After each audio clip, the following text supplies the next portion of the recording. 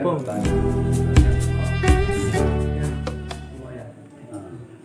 Jadi gini ya, menurut jenengan, nek kula niku kan niki calon-calon ayah nih, niki bahasa Indonesia. calon-calon ayah nih. Ya, Niki pakai bahasa Indonesia. Bahasa Indonesia. nggih. Ini kan calon-calon ayah semua ya. Ya. Jadi saya melihat pendidikan di tingkat SD. Itu menurut saya kurang penting, yaitu waktu pembelajaran tentang IPA. Penting tapi belum saatnya menurut saya. Mengenai IPA apa tuh yang dipelajari tentang seksualitas. Menurut yang sendiri, kalau anak-anak kecil sudah ditanami oleh seksualitas, maksudnya itu hubungan intim. Justru itu sangat penting buat anak. Memberi pengetahuan dasar tentang Seks secara ilmiah. Jadi seksual hal yang normal, tidak ada yang salah dengan seksual. Ya, tidak ada yang salah. Seksual nggak jauh bedanya dengan makan dan minum. Hanya bedanya kalau makan dan minum efeknya hanya pada diri sendiri, ya kan? Kalau sampai makan minum kan nggak memberi kesulitan pada yang lain. Tapi dalam hubungan seksual kan efeknya kan ada yang dirugikan. Mungkin yang dirugikan bukan pasangan kita, tapi mungkin anak yang dilahirkan dari hubungan itu.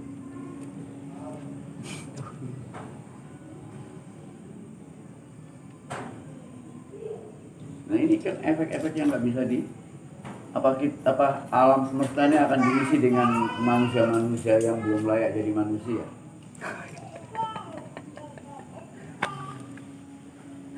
Ya pelajaran tentang seksual tuh harus dimulai dari anak-anak.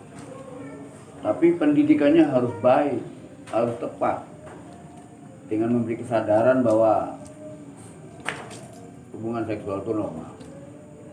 Tapi hanya layak dilakukan pada orang yang sudah waktu saatnya. Jika tidak, maka itu akan membebani bukan hanya dirinya sendiri tapi juga orang lain. Dengan memberi kesadaran seperti itu terus-menerus, ketika seorang anak akan melakukan itu, dia akan berpikir, nanti kalau aku punya anak gimana nih? Anakku jadi, aku harus ngurus anak, ngurus diriku sendiri aja nggak bisa.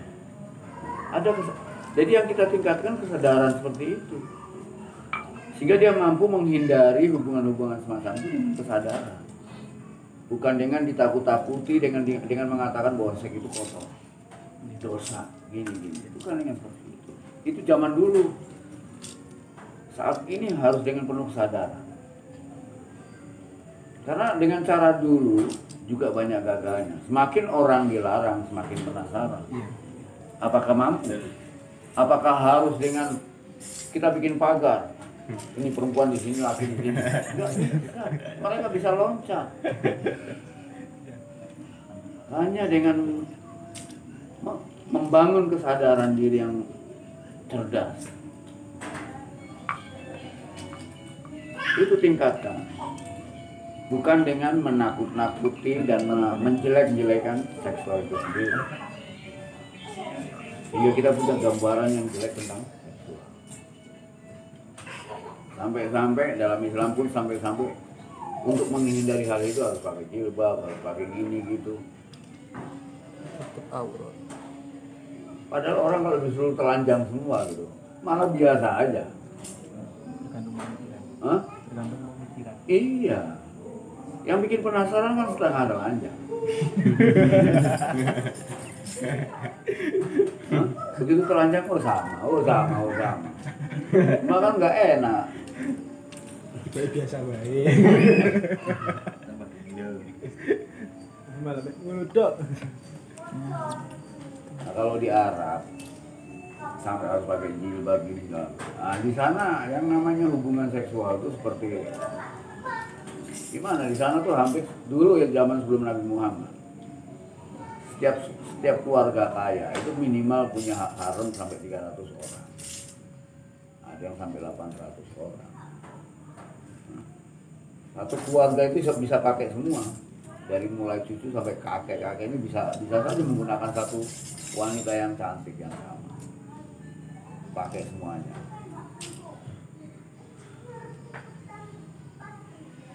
Begitu. Jadi seksual di zamannya di Arab, di zamannya sebelum Nabi Muhammad begitu jelek.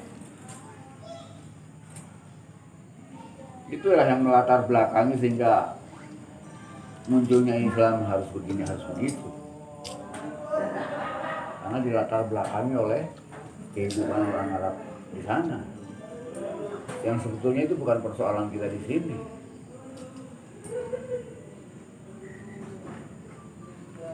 Dan bagi orang Arab sendiri, kenapa harus pakai jilbab begini? Karena itu juga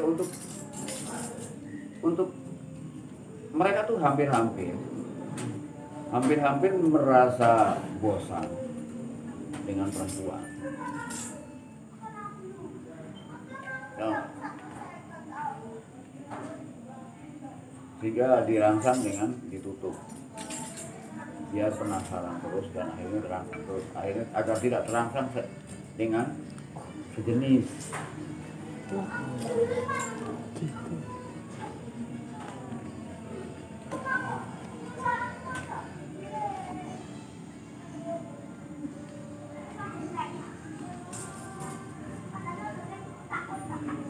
Jadi banyak hal di sana terjadi sehingga muncullah peraturan-peraturan sedemikian rupa.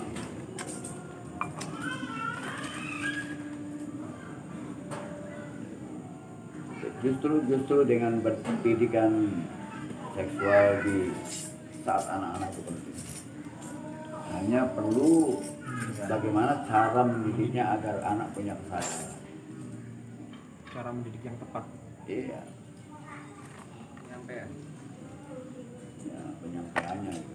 Secara ilmiah dan membuat anak sadar.